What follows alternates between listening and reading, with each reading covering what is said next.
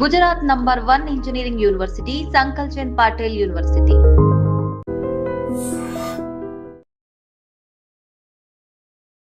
ఈ దొరసానమ్మ చేసే అకృత్యాలలో భాగం ఏంటంటే, ఈ పెద్దమ్మ తల్లి గుడి ఏరియాలోనే మనం ఎక్కడైతే ఫైట్ చేసామో, ఎక్కడైతే మొన్నంతా పోరాటం చేసి మా గుడి మాకు కావాలి, మా స్థలం మాకు ఇవ్వండి అని అడిగినప్పుడు ఈవిడికి రిప్రజెంటేషన్ కూడా ఇవ్వడం జరిగింది, నగర మేయర్ కాబట్టి.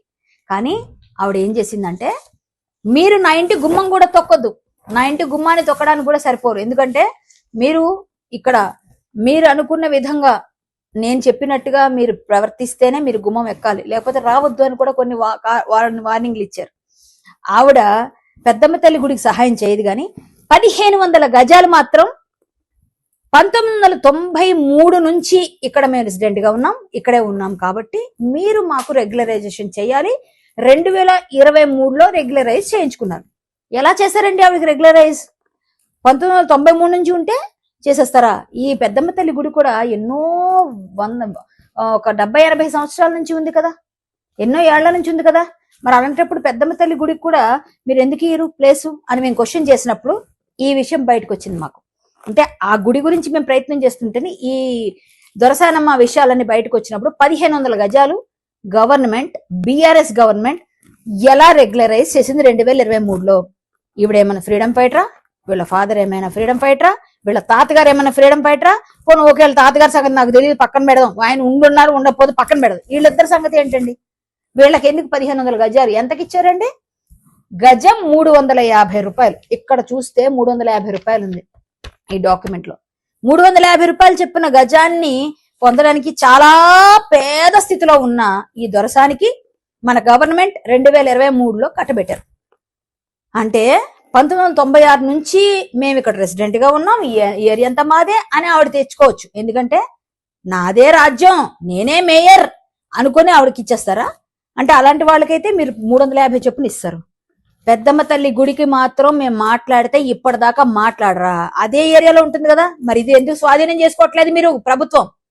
మరి ఇప్పుడు మీరు ఎందుకు స్వాధీనం చేసుకోవట్లేదు? ఈ 1500 గజాలు ఎందుకు తీసుకోవట్లేదు? మీరు వెనక్కి తీసుకోండి. ఈ ఎఫ్ఐఆర్ ఆవిడ మీద అయింది కదా, ఇంకా చాలా చాలా విషయాలు చెప్తాను, ఇది ఒక్కటే కాదు, తర్వాత చెప్తాను. ఇంకా ఇప్పుడు ముందు ఇది చేయండి ఫస్ట్. ఈ ఎఫ్ఐఆర్ చూసి ఈ ఎఫ్ఐఆర్ లో భాగంగా ఎన్నైతే ఉన్నాయి ఇవన్నీ కూడా ఎలిగేషన్స్, మీరు ఎందుకు ఆవిడ మీద యాక్షన్ తీసుకోవట్లేదు గవర్నమెంట్? అంటే మీరు పదవిలో ఉంటే ఏ పని చేసినా చెల్లుతుంది, సామాన్యులకైతే మాత్రం మేము గుడి కోసం మేము ఫైట్ చేస్తుంటే మా మీద ముందు రోజే వచ్చి అరెస్ట్ చేసి మమ్మల్ని హౌస్ అరెస్టులు చేస్తారు, లేకపోతే మమ్మల్ని కొన్ని వందల మంది పోలీసులు మా కోసం కాపలా కాస్తారు. ఇన్ని జరుగుతూ ఉంటాయి. ఈ మేయర్తో మాత్రం మీరు మాట్లాడి గట్టిగా వెనక్కి తీసుకోలేరా? ఇంత పేద మేయర్.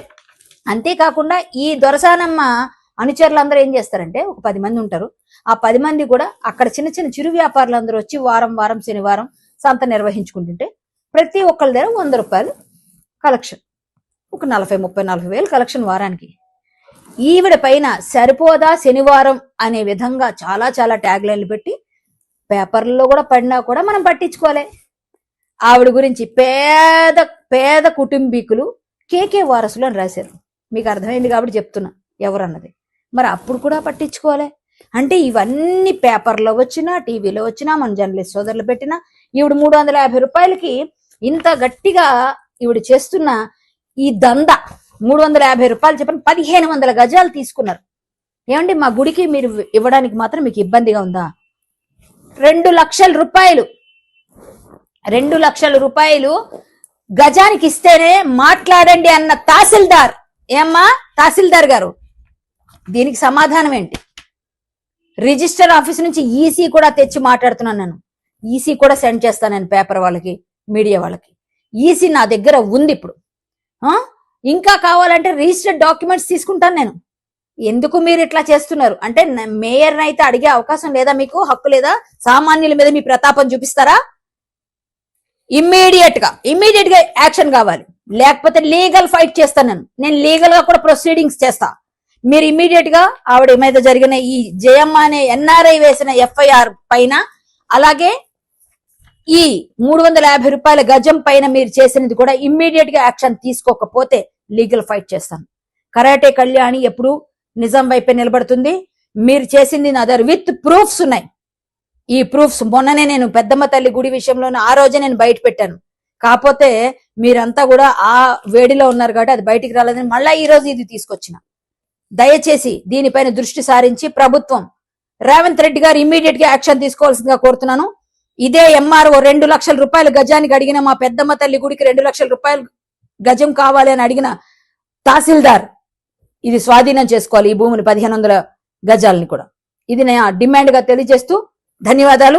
మళ్ళీ వెంటనే వీడియోలో మొత్తం అంతా ఎక్కువ ఒకేసారి చెప్పకూడదు, మెల్లమెల్లగా ఆవిడ గురించి చాలా చాలా ఉన్నాయి. ఎక్కడెక్కడ కబ్జాలు ఉన్నాయో ఎక్కడెక్కడ ఉన్నాయో అవన్నీ కూడా నేను మరొక వీడియోలో చెప్తానని తెలియజేసుకుంటూ జై శ్రీరామ్, భారత్ మాతా కీ జై. And for more videos, Please subscribe to iDream. Please subscribe to iDream. Please subscribe iDream. And please subscribe to iDream.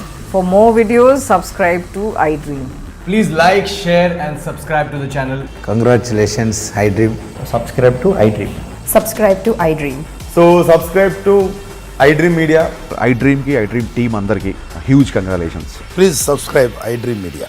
Please subscribe to iDream. Subscribe iDream. Please subscribe to iDream. iDream అంటే నా కళల ఛానల్ను subscribe చేసుకున్న నోరు తిరుగుతలేదు, మీరైతే గంట గుర్తు కొట్టండి. For more such videos, please subscribe to iDream. Subscribe to iDream. Please subscribe to iDream. Please subscribe iDream Media. Please do subscribe to iDream. Please subscribe to iDream Media. For best entertainment and information, please subscribe iDream. And don't forget to subscribe to iDream.